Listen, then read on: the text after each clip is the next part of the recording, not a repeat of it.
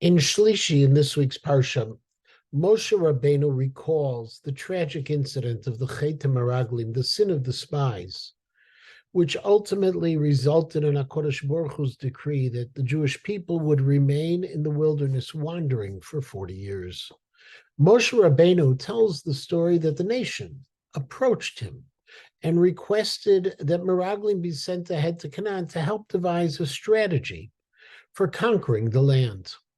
After hearing the request, Moshe Rabbeinu writes that he thought it was a good idea, Vayitav be'enai hadavar, that it made sense, it was good in my eyes.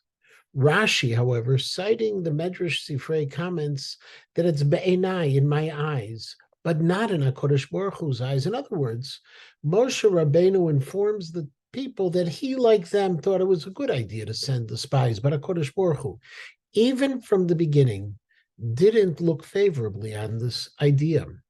The obvious question is why would HaKadosh Baruch Hu not intervene and tell Moshe Rabbeinu to hold off from sending spies? If he had disapproved of it and saw the disastrous outcome that could result, why did HaKadosh Baruch Hu not intervene?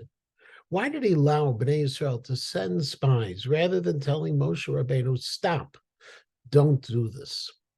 Rav Motel Katz, the Rosh Yeshiva of Telz, remarked that in the context of this incident, there's a very important educational lesson we could also learn, that sometimes we shouldn't say no to children or students each and every time they want to do something unwise or inappropriate.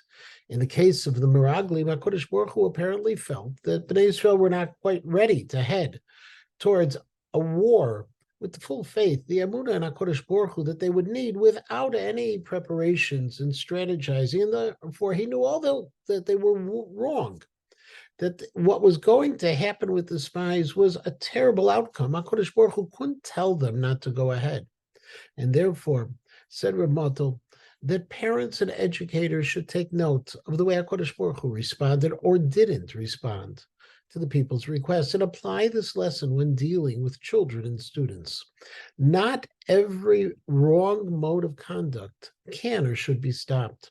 Sometimes children and students need to be allowed to make their own mistakes.